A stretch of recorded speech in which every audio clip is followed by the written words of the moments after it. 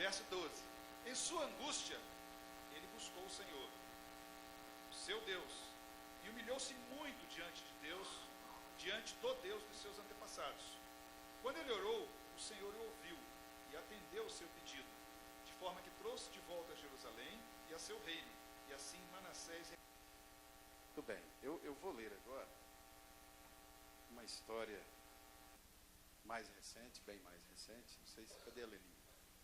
A Leni talvez lembre que uma vez no culto à noite lá na nossa igreja, eu pedi a Leni para ler esse texto aqui. Esse texto, essa é uma história verídica, real, que está neste livro aqui, que é uma biografia do pastor Billy Graham. Prestem bem atenção nessa história, que é uma história curta. Velma, você chegará em casa antes de nós. Amanhã à noite estará nos braços de Jesus. Eu lhe disse por telefone de minha casa poucas horas antes de sua execução por injeção letal. Louvado seja o Senhor, ela respondeu com voz confiante. Velma Barfield se tornara viciada em drogas e, como tinha confessado, envenenou 4 pessoas, entre elas a sua mãe, a sangue frio. Agora, depois de viver no corredor da morte durante 6 anos, aguardando que o sistema judiciário esgotasse todos os seus recursos, ela estava prestes a ser a primeira mulher executada criminalmente nos Estados Unidos em 20 anos. Não chegamos a nos conhecer pessoalmente, mas certamente não era nenhuma estranha. Durante algum tempo, Ruth era a esposa do pastor Billy Graham, já é falecido, ele não. Durante algum tempo, Ruth e ela trocaram correspondência e conversaram por telefone. Nossa filha, Anne, a visitou várias vezes na prisão, localizada perto de Raleigh, Carolina do Norte, orando com ela e doutrinando-a na Bíblia. A pedido de Velma, Anne seria testemunha de sua execução. Velma aceitou a Cristo com fé em seu perdão e se tornou uma cristã fervorosa e consagrada pouco depois de ser presa. Estava convicta de que seus pecados tinham sido completamente perdoados por Deus. Agora, só lhe restava pagar o preço derradeiro exigido pela sociedade. Ela não subestimava o que havia feito. Cometera crimes horríveis e sabia disso. Nem subestimava o perdão de Deus, porque custara a morte de Cristo na cruz. Sabia também, por meio desse sacrifício, Deus demonstrara seu amor pelos pecadores, até mesmo por uma pecadora desprezível como ela. Se tivesse de escolher entre viver do lado de fora da prisão, sem meu Senhor, e viver no corredor da morte com ele, disse Velma reiteradas vezes a Anne, escolheria o corredor da morte. Poucos meses antes de sua morte, Velma terminou de escrever, a pedido de Ruth, a história de sua vida trágica, uma vida de confusões, drogas, raiva, depressão, violência e, finalmente, plena graça de Deus. Quero contar minha história, na esperança de poder ajudar as pessoas a compreenderem o que Deus pode fazer na vida de um ser humano odioso e desesperado, escreveu. Entendo o que o apóstolo Paulo quis dizer quando considerou, ou se considerou, o maior dos pecadores. Deus transformou sua cela no corredor da morte no mais insólito dos púlpitos. Ruth lhe escreveu: há pessoas que ouvirão o que você tem a dizer por causa do lugar em que está. Enquanto Deus tiver um ministério para você aqui na terra, não a levará daqui. Quando peguei o telefone em Montreat para falar com Velma, em seu último dia de vida, deixei a Bíblia aberta diante de mim sobre a escrivaninha. Sabia que ela me pediria para ler algumas passagens. No dia seguinte, Velma caminhou tranquilamente para a morte, movendo os lábios.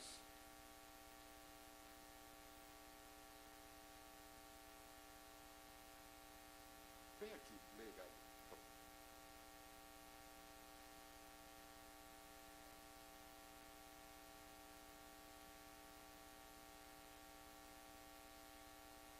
Quando peguei o telefone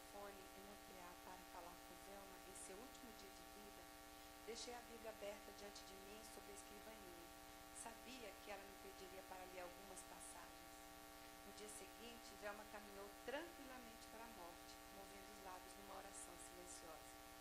Um mês depois, Anne e eu entramos na penitenciária feminina da Carolina do Norte para realizar um culto especial.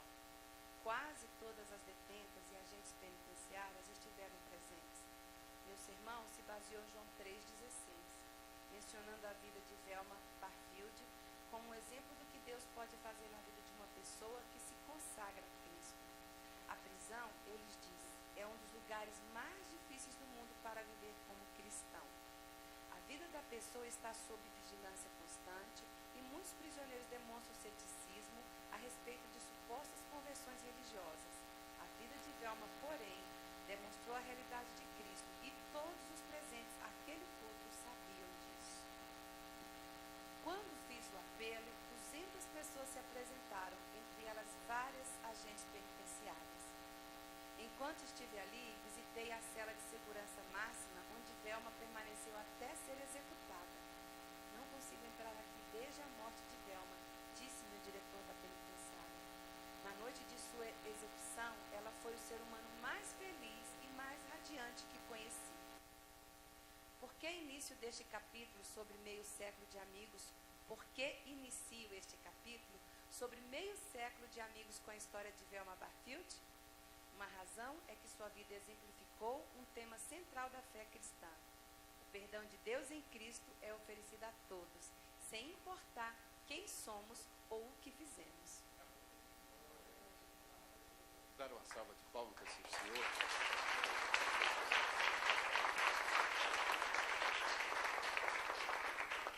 Todas as vezes que eu leio essa história, eu me emociono.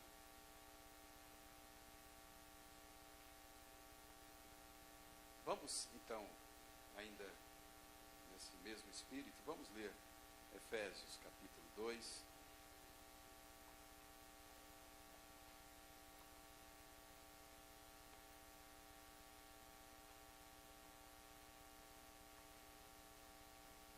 Efésios 2.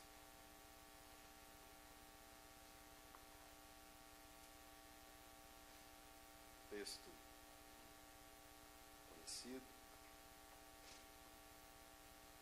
Ele nos deu vida, estando nós mortos em nossos delitos e pecados, nos quais andastes outrora segundo o curso deste mundo, segundo o príncipe da potestade do ar, do espírito que agora atua nos filhos da desobediência, entre os quais também todos nós andamos outrora segundo as inclinações da nossa carne, fazendo a vontade da carne e dos pensamentos, e éramos por natureza filhos da ira, como também os demais. Mas Deus, sendo rico em misericórdia, por causa do seu grande amor com que nos amou, e estando nós mortos em nossos delitos, nos deu vida, juntamente com Cristo. Pela graça sois salvos. E juntamente com Ele nos ressuscitou e nos fez assentar nos lugares celestiais em Cristo Jesus, para mostrar nos séculos vindouros a suprema riqueza da sua graça em bondade para conosco em Cristo Jesus. Porque pela graça sois salvos mediante a fé. Isto não vem de vós, é dom de Deus, não de obras, para que ninguém se glorie, pois somos feitura dele, criados em Cristo Jesus para boas obras, as quais Deus de antemão preparou para que andássemos nelas. Amém, glória a Deus. É fácil e é difícil, muito difícil ao mesmo tempo, falar sobre a graça de Deus. E o pastor Ezequias, hoje de manhã, quando de uma forma muito tranquila, muito serena, falou sobre esse assunto, fez uma introdução maravilhosa sobre esse tema.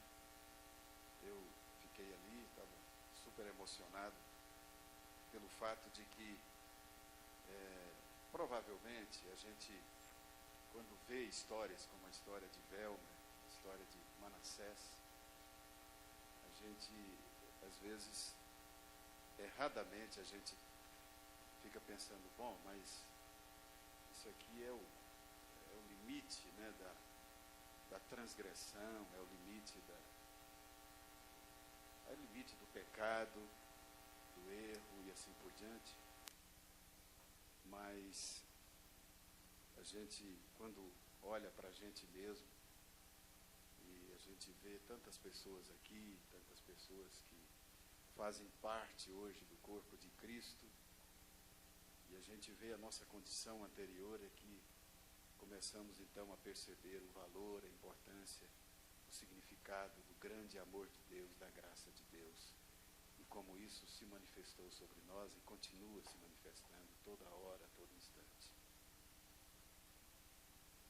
Quando lemos a escrita de Paulo, eu me lembro que quando a gente... É engraçado que às vezes as pessoas duvidam e falam que o Deus do Velho Testamento era um Deus bravio, um Deus mortal.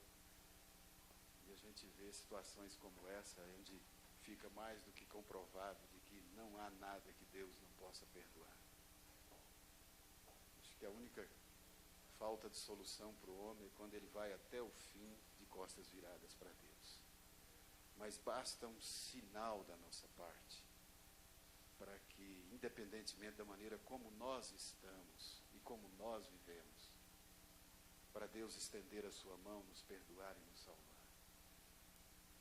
Então, este homem, poderíamos citar alguns outros exemplos mencionados no Velho Testamento, mas este homem que escreveu no texto, esse texto maravilhoso, essa síntese extraordinária do que Deus fez por nós, do que Cristo fez, este homem escreveu muito sobre a graça. Paulo escreveu bastante sobre esse tema.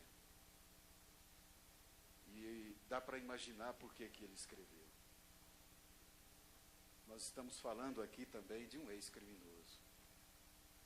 Uma pessoa que perseguiu os cristãos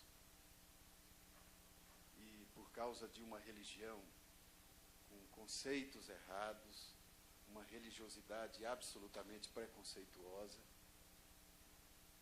não sabia exatamente como ouvir Deus, achava que estava servindo a Deus, e olha que coisa absurda.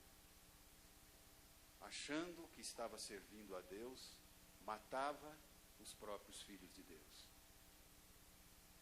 E aí, até que um dia, nós conhecemos essa história, esse homem, depois de participar da morte do irmão Estevão, ele administrava essas coisas, era um homem inteligente, foi um homem inteligentíssimo, preparado, extremamente bem preparado, sabia como fazer, um homem orgulhoso da sua religião, do seu conhecimento. E é interessante que essas pessoas gostam de ser aplaudidas, de serem reconhecidas, até que um dia, no caminho de Damasco, ele conhece Jesus. O Jesus a quem ele perseguia, ele conhece lá. E eu fico impressionado, eu gosto de pensar sobre esse texto, e todas as vezes que penso sobre ele, Deus fala muito ao meu coração. Saulo, quando tem aquele encontro com Jesus, logo nos primeiros décimos de segundo, se é que a gente pode calcular assim, ele já começou a entender sobre o amor e a graça de Deus. Paulo, quando caiu, não sabia o que estava acontecendo, mas ele entendeu, acho que dava para entender de cara que era uma situação de ordem sobrenatural, não é comum, não seria comum acontecer aquilo que estava acontecendo com ele, mas ele, quando cai, ele entende também que aquilo era algo feito por alguém. E sem dúvida nenhuma vem aí a sua pergunta: quem és tu, Senhor? Depois que ouve a voz, Paulo, por que você me persegue? Por que você me persegue? E é muito bom ouvir isso dessa forma, porque na verdade Paulo perseguia, sim, o ministério de Jesus, mas Jesus já tinha ressurreto, já tinha ascendido aos céus. Então Saulo estava perseguindo a igreja do Senhor Jesus. E Jesus coloca ali o pronome pessoal, no singular, porque me persegue.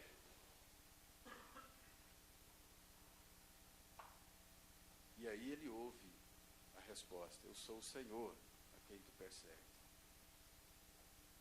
E no lugar de Paulo, nós esperaríamos ali, sem dúvida alguma, o castigo severo, castigo muito severo. E aí vem exatamente o contrário. Diante da perseguição, diante de tantos atos horrorosos cometidos pelo Saulo, a resposta de Deus é a mão estendida, é: levanta-te, eu vou te curar, eu vou te salvar, eu vou fazer de você um instrumento nas minhas mãos. Nas minhas mãos. Então esse homem sabia, e quando o Espírito de Deus o inspirou aqui para escrever esse texto dessa carta aos Efésios, ele sabia o que estava dizendo. Que nós estávamos mortos, literalmente, em nossos delitos e pecados. Completamente mortos. O pastor Heber Campos escreveu um livro maravilhoso, e eu comecei lendo o livro por obrigação, depois eu li por prazer, continuei lendo o livro por prazer, um livro cujo título é As Duas Naturezas do Redentor. Ele faz uma descrição extraordinária, dizendo que o homem, a pessoa humana sem Cristo, ela está absolutamente desfigurada do plano de Deus, e, portanto, é como se estivesse morta mesmo, literalmente. O seu interior está desfigurado, o seu semblante está desfigurado. E ele faz uma analogia com uma pessoa morta. A maioria das pessoas que morrem, às vezes, se você não conhecer muito bem a pessoa, eu às vezes imagino que se eu fosse no sepultamento de algumas pessoas e não soubesse que estava no lugar certo, com as pessoas ali acompanhando, os parentes, etc., eu não reconheceria a pessoa. Porque quando a gente morre, o sangue deixa de circular e a pessoa fica desfigurada, uma cor às vezes diferente. Eu brinco às vezes, que às vezes a gente diz que o defunto estava bonito, mas só para agradar os parentes, porque não tem defunto bonito, certo? Não tem morto bonito. Eu nunca vi um, pelo menos. Certo? E o pastor Heber, muito sabiamente, faz essa analogia. Né? Porque quando a gente recebe Cristo no coração, nós somos atingidos pela graça e pelo amor de Deus. Quando nós somos perdoados, quando nós cremos em Cristo Jesus assim, a nossa vida se liberta. Há uma ressurreição, como diz o próprio texto. Nós somos ressuscitados com Cristo. E aí não tenha dúvida, meus irmãos, aquele feio, aquele criminoso, aquele pecador, aquele promíscuo, se transforma numa pessoa bela, bela por dentro, bela por fora, uma pessoa agradável, porque aí passou a ter vínculo com Deus vivo, com Deus vivo. Então, a graça de Deus em nós tem o poder de transformar, de ressuscitar. É pela graça. Como disse o pastor Edson, e hoje o pastor Ezequias, falando da graça, complementou. Uma questão de resposta, uma questão de fé. Fé é o próprio Deus colocando em nós a crença, a capacidade de crer nele, a capacidade de ouvir a sua voz e reconhecer que somos pecadores. E tudo isso pela graça. John Stott, no seu livro A Cruz de Cristo, ele descreve de forma muito sábia a graça de Deus, dizendo que a graça de Deus, ela é expressa pelo seu amor incondicional. Pelo seu amor incondicional. O amor incondicional de Deus, que é estranho para nós. Irmãos, é difícil, é impressionante isso, como é difícil a gente compreender o amor incondicional, porque tudo para nós é condicional. tudo que a gente faz é condicional. Se ela me ama, eu a amo. Se ele gosta de mim, então eu gosto dele. Se o irmão virar a cara para mim, então eu viro a cara para ele. A gente está sempre disputando, a gente está sempre concorrendo. E aí, quando a gente começa a estudar a graça de Deus, a gente fica querendo achar um jeito de entender que não é bem assim, não pode ser assim. É bom demais, é fácil demais. Mas é assim, a graça de Deus é a expressão do amor incondicional de Deus sobre nós. Porque ninguém de nós conseguiria a salvação por conta própria. Ninguém teria mérito para isso.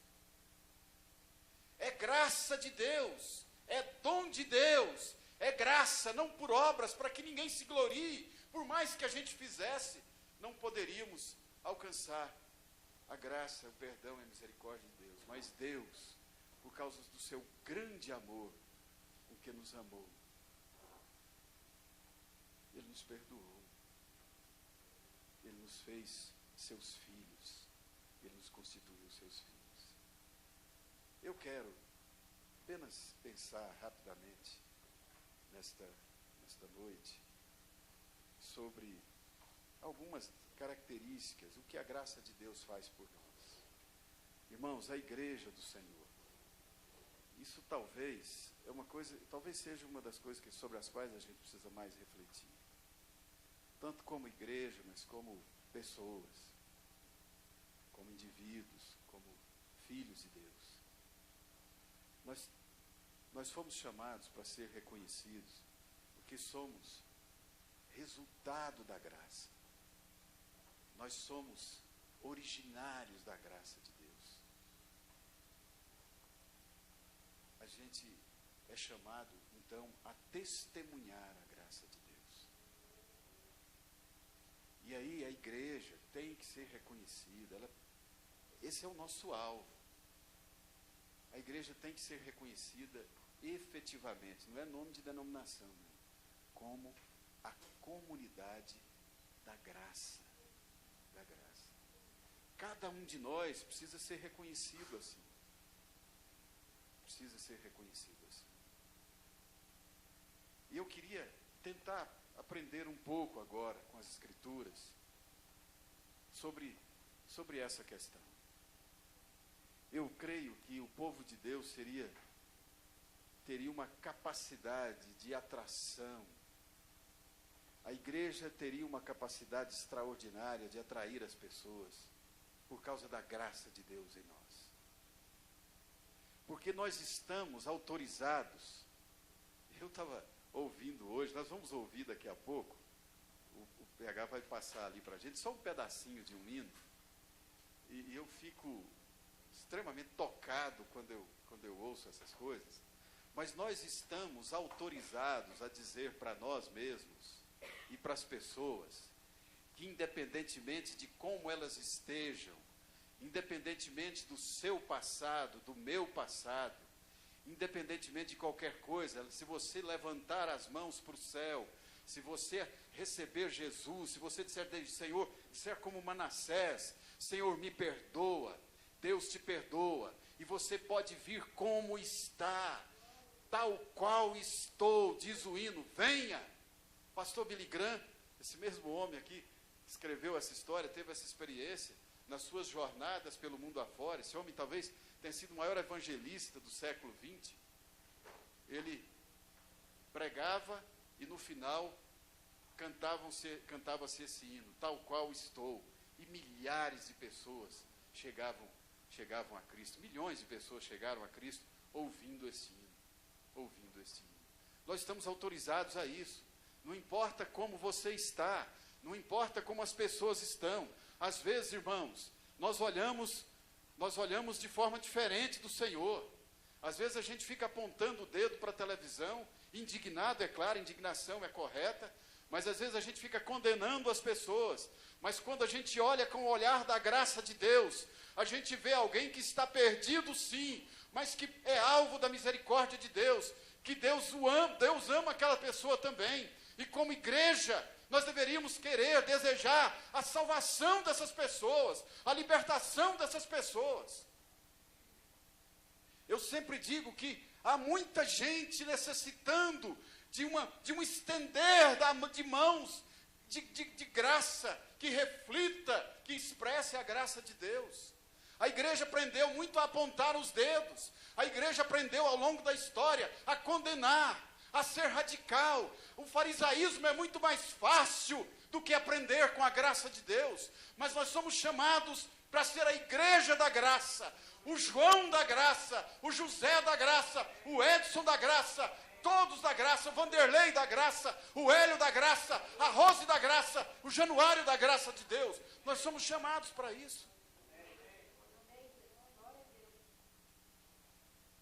Por mais que a gente queira fazer do Evangelho um instrumento de apontar os dedos e acusar, o Evangelho é o Evangelho da graça de Deus, é o Evangelho da libertação, é o Evangelho que produz a verdadeira alegria, a verdadeira paz.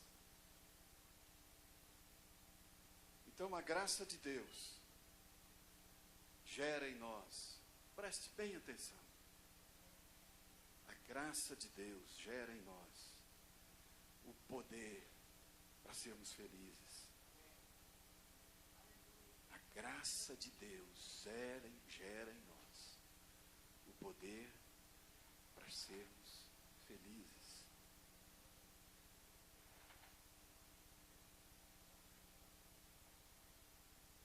Eu estava lendo agora há pouco a autora do livro, tal qual do hino, tal qual estou, Charlotte. Essa mulher passou 50 anos sem poder se mover na cama. E ela, em meio à tristeza, à solidão, às vezes querendo ficar deprimida, que às vezes a pessoa assim, as pessoas deixam de lado, não dão assistência.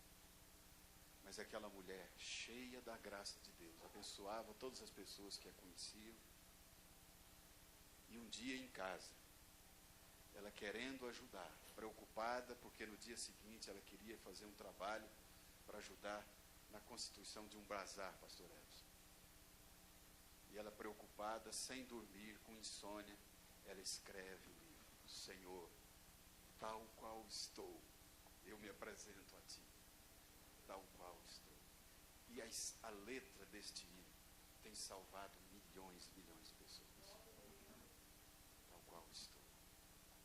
Meus irmãos, minhas irmãs, a graça de Deus nos faz felizes, porque o fruto do Espírito é alegria, é paz, é amor, é bondade, é misericórdia, é mansidão, é longanimidade, fidelidade, domínio próprio. Nós temos o poder de Deus para sermos felizes. Porque independentemente das circunstâncias, quando falta motivos aqui, e vai faltar sempre. Nós não podemos esperar que a nossa felicidade esteja aqui. Nós somos peregrinos aqui neste mundo. Mas quando faltar, como faltou a Charlotte ali, a gente olha para o alvo, a gente olha para aquilo que está proposto, aquilo que é a promessa de Deus, e aí a gente tem motivo para se encher de alegria. A graça nos dá o poder de sermos felizes. Gera em nós uma alegria do céu, uma alegria dos anjos, independentemente das circunstâncias. Imagina uma comunidade cheia da graça de Deus. Imagina uma comunidade cheia da graça de Deus. Coisa que eu mais gosto de ouvir, eu acho que a gente que é pecador, apesar de não ser escravos do pecado, mas a coisa mais importante que eu acho que um crente pode ouvir é quando alguém chega para você e diz e pergunta para você qual é a razão da alegria, da serenidade, da paz que você expressa ter. Não tem coisa melhor do que ouvir isso. E aí a gente tem que dar muitas graças a Deus e dizer: olha, Senhor, quando eu estou assim, eu estou um pouquinho parecido com o Senhor. E eu diria que o segundo ponto aqui que eu quero destacar é que a graça efetivamente nos faz parecidos com Jesus. Porque Ele é o nosso Senhor de toda a graça, de toda a misericórdia, de toda a bondade, de todo o amor. E quando nós aprendemos a buscar, independentemente da nossa, do seu tipo pessoal, do seu temperamento, independentemente do temperamento, independente de qualquer coisa, da sua formação, se a gente vive na companhia de Deus, se a gente aprende de fato a essência do Evangelho, nós vamos crescer na graça. Engraçado que a gente fala isso a gente fala isso às vezes para as crianças, né? Senhor, que ele cresça em graça, em conhecimento. Mas como falta graça para nós, conhecimento também. Mas como falta graça. Meus irmãos, reflitam comigo. Nós vivemos num período, eu tinha aqui uma série de slides que eu resolvi não trazer, porque o tempo é curto, mas assim, a gente não precisa fazer muita interpretação para entender o quanto as pessoas hoje precisam da graça de Deus. O quanto as pessoas hoje gostariam, e às vezes a gente vê nos olhos das pessoas, o quanto elas necessitam de enxergar alguém, uma pessoa como eu e você, de carne e osso, que reflita essa graça e esse amor que tanto a gente propala por aí. Que às vezes a gente fala tanto, mas vive tão pouco. Quanto falta isso nesse mundo sem graça, nesse mundo azedo, nesse mundo perdido. Olha a televisão. A televisão hoje é o reflexo do que é este mundo, um mundo sem graça, dominado pela desgraça ou falta de graça. Portanto, a igreja do Senhor é chamada para ser semelhante a Jesus. O Jesus que veio também para Israel, no momento em que Israel estava completamente dominada pelo Império Romano. Havia uma escravidão ali, havia um domínio. A gente não tem ideia do que é isso. Uma nação dominar a outra. Viver sem você ter liberdade, sem você poder ter essa ideia de pátria, de nação. A gente não sabe o que é isso. Mas a gente sabe, muitas vezes, o que é escravidão espiritual. O que é uma escravidão moral. O que é uma escravidão ética. É só olhar para essa nossa terra e a gente reconhece isso.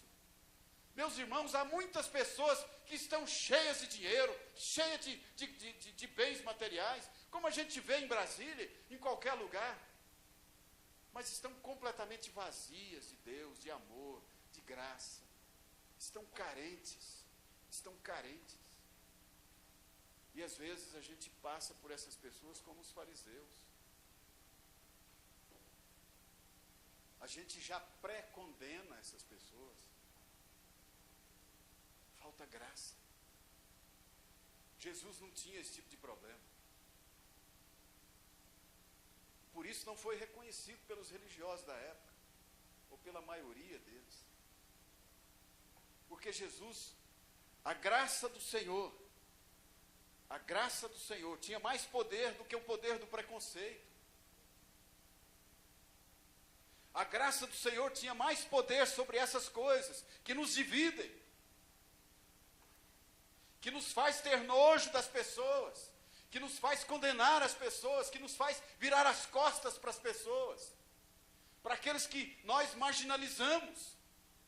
Às vezes dentro da própria casa de Deus, nós viramos as costas. Às vezes a gente vira as costas por causa do cheiro, por causa do rosto, por causa da roupa, por várias coisas. Mas Jesus não teve esse problema. Eu sempre digo que quando a gente olha, o olhar da graça é diferente. É diferente. É muito simples. Alguém estende a mão para você na rua. Se você olha com o olhar da graça, com o espírito da graça, a sua reação vai ser diferente. Não tenho dúvida disso, irmãos. Não tenho dúvida disso. quando a gente fala, é para estar em nós. É para estar em nós. A graça é para estar em nós. O amor de Deus é para estar em nós. Então, a graça de Deus. A Bíblia diz, o texto aqui de Efésios está dizendo que nós fomos o quê? Ressuscitados. Olha o poder disso. Olha o poder sobre o inferno. Olha o impacto sobre o inferno que isso causou. Meus irmãos, o Filho de Deus, para aqueles que creem então, o Filho do Criador dos céus e da terra, o Deus Trino, o Filho de Deus vem, morre na cruz, no nosso lugar, por causa dos nossos pecados, pela graça, ninguém pagou nada por isso, pela graça nós fomos salvos. Olha o impacto disso, e parece que a gente dá um jeito de impedir que todo esse poder, que todo esse milagre se estabeleça na nossa vida. Então o chamado de Deus para mim e para você hoje, abra o coração, se encha da graça e do amor de Deus, creia nisso, ainda que você seja parecido com Manassés, ainda que você tenha mente como Manassés, como Saulo, como quem quer que seja, por pior que seja a nossa situação, a nossa mente, venha para Cristo, aceite a graça de Deus, receba Jesus no coração. Eu acho que às vezes a gente que é crente, eu sou crente há não sei quanto tempo. Meu irmão, minha irmã, nós precisamos aprender uma coisa, nós precisamos celebrar a salvação todo dia, a gente precisa celebrar a salvação toda hora, a gente precisa celebrar a graça de Deus a todo instante, porque nós somos duros de roer. Nós somos duros de roer. Essa que é a verdade, não é verdade? É só pensar um pouquinho. Eu estou falando isso porque eu me conheço. Um pouquinho só. Nós somos duros de roer. Então a graça de Deus nos faz parecidos com Jesus. Ver as pessoas como Jesus vê. Como Jesus via. Como Jesus se relacionava com as pessoas. Tinha gente que nem chegava perto dos religiosos da época. Gente doente. Gente problemática. E é interessante que Jesus tinha tanta graça que essas pessoas parece que não tinham receio dele. Não tinham. Sabe? Eu não gosto de contar essas coisas, mas assim, tem hora, outro dia eu estava dizendo, acho que eu comento isso em casa, eu comentava isso no trabalho, eu dizia, Senhor, tinha hora que eu falava assim, Senhor, um dia que eu falei isso, velho. Eu falei, Senhor, mas por que o Senhor me manda tanta mala sem alça? E aí Deus falou assim, por que será, né? Por que será? A gente, quando tem graça de Deus, você tem essa cara assim, Ezequias, de gente boa, as pessoas procuram. Você já notou? Às vezes eu estou na rua assim, aí vem um bêbado lá assim, posso saber que ele vai me procurar. E provavelmente isso acontece com muitos aqui. Mas eu já sei, ele vai me procurar. Certo? Ele vai me procurar. Porque a gente pode ter cara. A gente fica com cara. A graça, ela muda o semblante. Ela muda o semblante. Ninguém fica com medo de você. A criança chegou perto de você, chorou, então vai cuidar. Então, a graça de Deus nos faz parecidos com Jesus. Pronto para crer,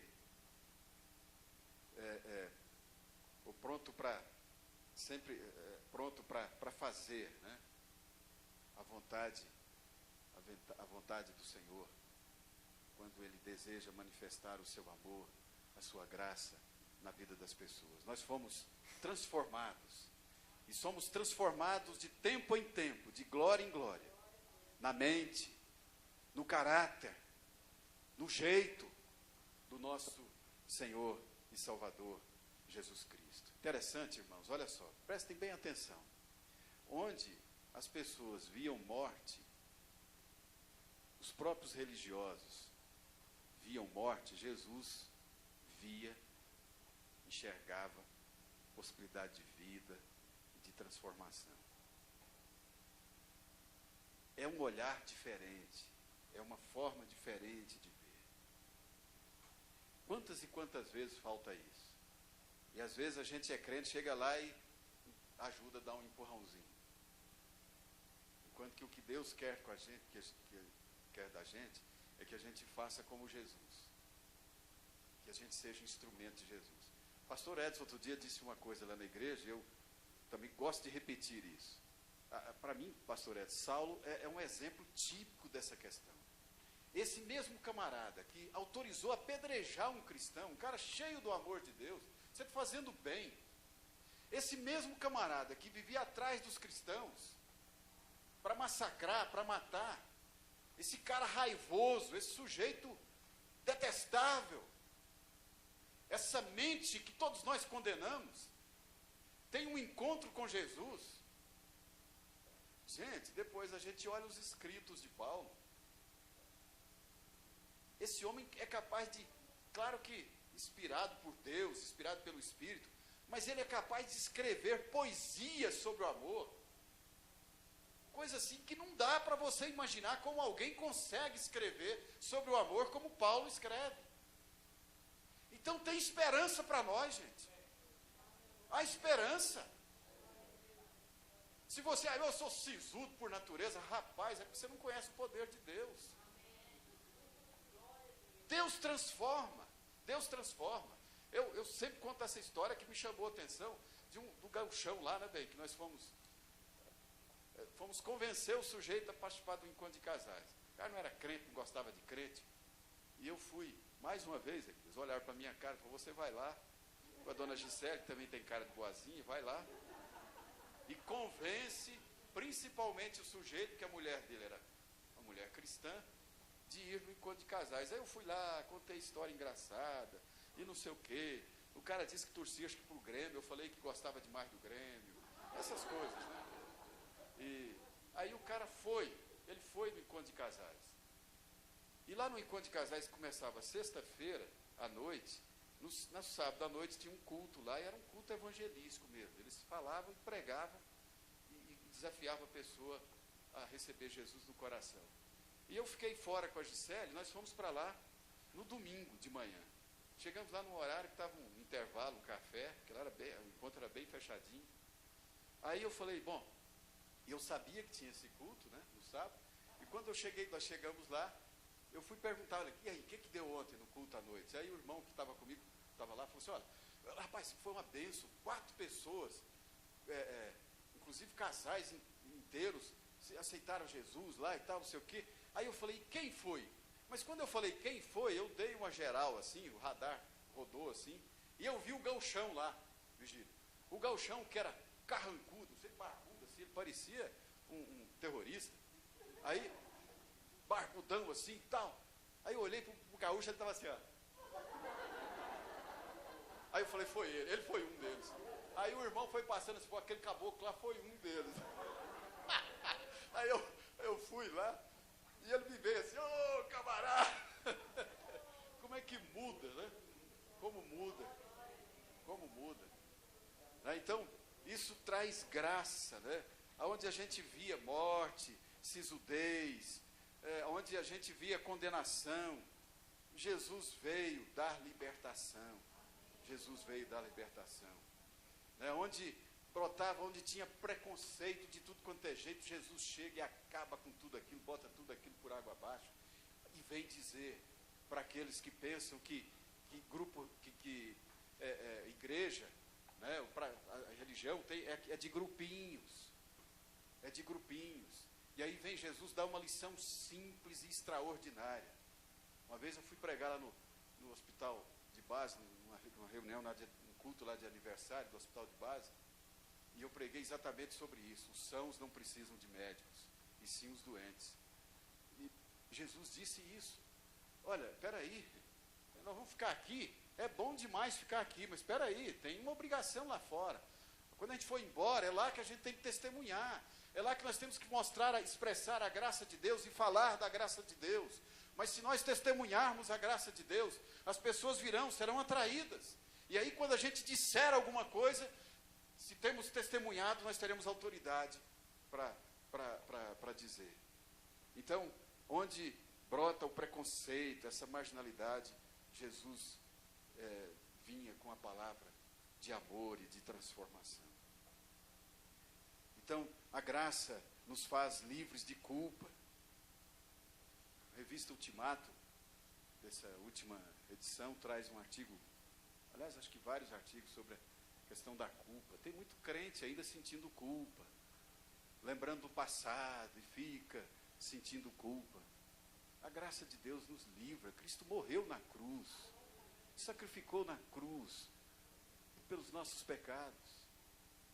Você tem que olhar para frente agora. Aquele que está em Cristo é o quê? Nova criatura. As coisas antigas já passaram, eis que se faz tudo novo.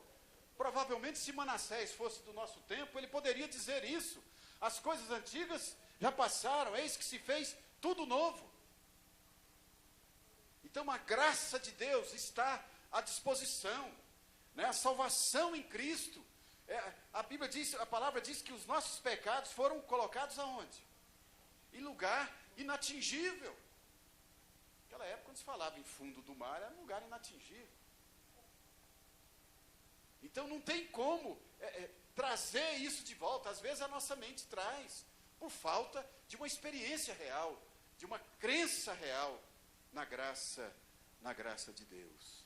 Estamos livres da culpa, completamente livres da culpa, da religiosidade sem gosto que às vezes a gente insiste, meus irmãos e minhas irmãs, a viver.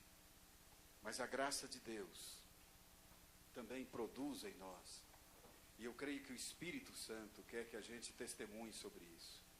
A graça produz verdadeira santidade. Não essa santidade que separa para Deus. Mas santidade que separa as pessoas, que causa confusão, isso não é santidade. A santidade nos aproxima das pessoas. É a santidade que produz perdão. É a santidade que não tem preconceito. É a santidade que não produz medo. Não produz medo.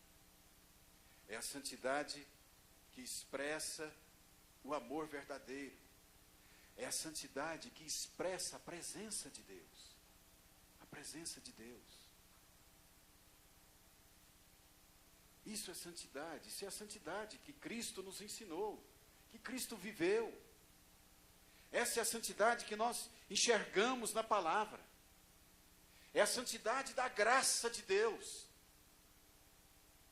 E a gente quer crescer em santidade, porque quando olhamos para Cristo e vemos o que Cristo fez por nós, nós somos motivados a sermos como Ele.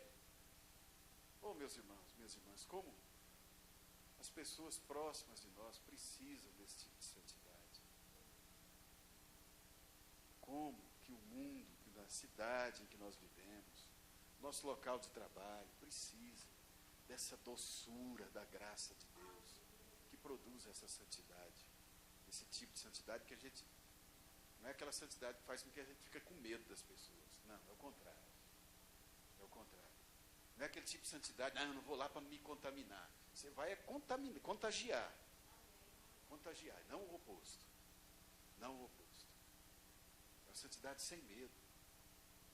Você entra na casa, como foi testemunhado aqui pela pastora Vânia, pode ter o que for, pode ser morada, pode ser trono do capeta, mas você chega lá, você chegando lá, Deus vai estar lá com você, o Senhor vai estar lá, com o seu amor, com a sua graça, com a sua misericórdia, até para libertar pessoas completamente dominadas pelo diabo, que a especialidade da graça de Deus é exatamente isso, é tirar, como diz Paulo, das cadeias de Satanás para a luz de Deus, a luz de Deus. Como é que a gente tem esse poder? O poder de Deus sobre nós. Então, a graça que produz santidade, produz uma verdadeira santidade, pelo vínculo com Deus, Não é porque tem 100 pessoas falando bobagem do meu lado que eu vou me tornar igual a elas. Mas pelo contrário, É interessante porque vocês já devem ter ouvido isso. Outro dia uma pessoa, assim, sorridente, falou comigo, né, que tinha vergonha de, um colega de trabalho, tinha vergonha de falar palavrão perto de mim. Eu falei, mas por quê? Eu quis perguntar, quis saber, por quê? Ele falou, não, é porque você estando lá, não tem ambiente para falar essas coisas, contar essas piadas, não sei o quê, não sei o quê. Aí eu falei, tá certo. Aí aproveitei a ponte, né, aproveitei a estrada aberta para ir discutir sobre essa questão, né, de quanto que a gente perde tempo falando palavra chula, falando bobagem.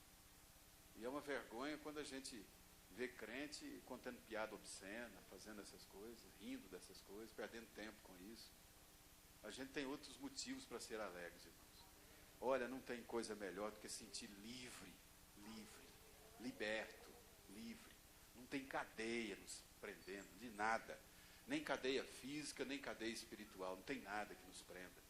Para a liberdade é que vocês foram chamados. Verdadeiramente, vocês são livres, porque somos um povo perdoado. Nós podemos buscar, pela graça de Deus, a verdadeira santidade. E eu quero concluir dizendo que a graça de Deus em nós, eu não tenho dúvida nenhuma que a graça de Deus é aquilo que mais incomoda o inferno. E basta a gente olhar em volta. Meus irmãos, minhas irmãs, não é discurso, não é excesso de conversa, não é pela quantidade de conversa, mas é graça, é pela graça de Deus. É a graça de Deus em nós que vai nos dar autoridade. Sabe por quê? Porque essa é a pedagogia do Espírito. Essa é a forma do Espírito agir. E isso é o que mais atrai as pessoas. Isso é o que mais atrai as pessoas. O que mais atraía as pessoas para Jesus, o que mais atraía as pessoas e atrai para o Evangelho, não tenham dúvida, é graça de Deus. É a graça de Deus. É o fato de que, por mais sujo que esteja, ou suja que esteja a minha vida, o meu coração, eu serei recebido. Eu serei recebido. Jesus vem com o seu poder e purifica, e limpa, e limpa. É isso que atrai. Isso atrai. E eu não tenho dúvida que o inferno vira mais inferno ainda quando a gente trabalha com essas ferramentas do Espírito de Deus para nós. Isso é o que mais incomoda, sem dúvida alguma, o inferno. Porque a graça de Deus, ela trata, cura mesmo os homens, o ser humano, de suas piores doenças. E satisfaz as suas maiores necessidades. Satisfaz as suas maiores necessidades. E cura as piores doenças. Não tem nada que a graça de Deus não seja capaz de curar. Não tem nada. Olha que esperança. Olha que esperança. E aí, quando você está em situação difícil, você lembra dessas coisas, aí não tem jeito. A paz vem, mas vem mesmo. Vem, mas vem mesmo. Né? Eu não preciso ficar contando isso, já falei isso, mas quando eu estava em apuros, na UTI de um hospital, e eu clamei a Deus, veio uma paz. Sabe aquela brisa que vem assim, fala, rapaz, o que você precisa? O que mais que você precisa? Graça de Deus. Estou aqui. Não precisa de mais nada. Paulo tinha uma encrenca, tinha uma tendência. A gente não sabe, né, pastor, qual era o espinho da carne do Paulo. Dá para ter uma ideia, né? O que era o espinho da carne de Paulo? Ele diz, mas para que eu não me soberbecesse, Deus permitiu, né, que o diabo plantasse um espinho na minha carne. E eu pedi 3 vezes para que Deus tirasse esse negócio de mim. Devia ser uma encrenca grande. Não era coisa simples, não. E Paulo disse que orou, e Deus disse para ele uma coisa que é plenamente suficiente. Paulo, minha graça te basta. É fácil repetir esse negócio, mas viver não é fácil, não. Não é fácil, não. Mas a graça é bastante. É bastante para mim a tua graça. Não é isso que nós cantamos? Eu gostava muito de cantar. Eu acho que eu era até entoado quando eu cantava esse hino. É bastante para mim a tua graça. A tua graça. A graça de Deus nos basta. Nos basta. E Paulo provou isso mesmo. Ele experimentou isso mesmo. Às vezes, preso, acorrentado. E ele escreveu textos maravilhosos falando de alegria, de graça. A alegria do Senhor é a nossa força. Irmãos e irmãs, nós temos que expressar a graça de Deus em nós. Senão, nós estaremos apagados neste mundo sem graça. O contraste que tem, o contraste que você pode fazer na sua casa, na sua família, em qualquer lugar, é o contraste que a graça de Deus, o amor de Deus em você vai produzir. É o poder da graça. É o poder da graça. Por isso que a graça, a crença na graça de Deus, a crença na graça, a experiência da graça, é um pilar do cristianismo autêntico. Nós não podemos pensar em vida cristã sem lembrar da graça de Deus, porque pela graça somos salvos. Pela graça somos salvos. Pela fé. Pela fé. Portanto, é pela graça de Deus, é a voz da graça que chama as pessoas como elas estão, independentemente do passado, à salvação. Chama uma velba. Chama muitas pessoas. Quantos e quantos ex-criminosos? Quantos ex-escravos? Quantos e quantas ex-separados e separadas de Deus? Quantos e quantos ex-sujos de coração? Imundos de coração? Quantas pessoas que, a nosso ver, a nossa maneira de enxergar, às vezes sem a graça e o amor de Deus, eram pessoas completamente perdidas. Quantas pessoas condenadas por nós mesmos, por crimes hediondos que cometeram, como pessoas já perdidas, sem salvação, foram libertas, salvas pelo Senhor. Estão hoje glorificando a Deus, pelo milagre que Deus fez a elas, ou nelas. Então, é muito bom falar sobre a graça de Deus. É muito bom saber que nós estávamos desfigurados, movidos por uma mentalidade negativa, destinados à morte eterna, cheia de delitos, de pecados, uma mente suja, sem esperança.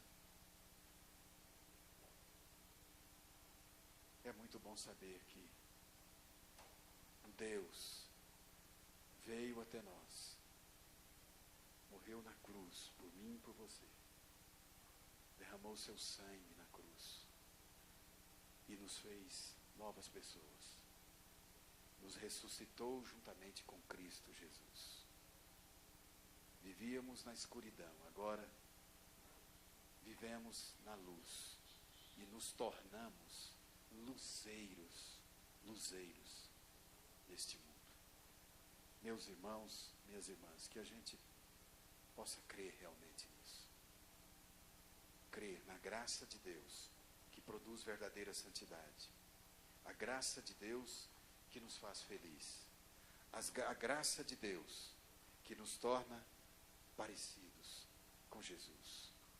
E é bom lembrar. Às vezes as pessoas, eu fico observando que muita gente tem medo de falar sobre isso, aceitar isso. E aí no final diz, mas a graça não é graça barata. E de fato não é. Não é. Houve o sacrifício de Cristo Jesus na cruz. Mas eu creio que como filho pródigo, que volta para casa, e eu quero concluir aqui a minha mensagem, nós vamos passar ali um pequeno um filminho com um cântico, só para a gente concluir aqui, mas eu quero lembrar do filho pródigo, aquele moço, né, que chega para o pai e diz, pai, eu quero a tua grana, quero viver minha vida, aqui em casa não está bem, eu estou a fim de curtir a minha vida e administrar a minha própria vida, eu quero que você me dê o dinheiro, que seria equivalente à minha herança no futuro, e eu quero sair. E o pai, para não piorar o clima em casa, deixa o filho, dá o dinheiro para o filho e o filho vai embora. E aí acontece tudo aquilo que nós já sabemos. O cara vai, gasta o dinheiro, não administra nada, gasta com bebida, com mulheres, com tudo, passa um tempo, aí o dinheiro acaba. E quando acaba o dinheiro, acabam os amigos fogem, e ele chega a um ponto de comer comida que era destinada aos porcos. E aí, provavelmente, lembra da figura do pai, lembra do que tinha na família, se arrepende, diz, não, eu vou para a casa do meu pai, eu vou voltar lá, e mesmo como empregado na casa do meu pai, a vida que eu estou vivendo aqui é muito pior do que os próprios empregados na casa do meu pai, então eu volto para lá, e criou uma estratégia. Eu chego lá e digo para o meu pai, porque a condição será melhor para mim, que mesmo que ele não me receba mais como filho, eu vou estar melhor, perto dele, vivendo lá como empregado na sua fazenda. Mas não sabia ele. O pai, aquele mesmo pai, que permite que o filho saia, é o pai que está de braços abertos para receber. E eu creio, irmãos, que quando aquele moço chega lá, e a impressão que eu tenho é que ele deve ter preparado um discurso. Pai, me perdoe, eu fiz tudo errado, eu tomei uma decisão errada, eu pedi para sair, ele preparou um discurso. Mas quando ele chega em casa,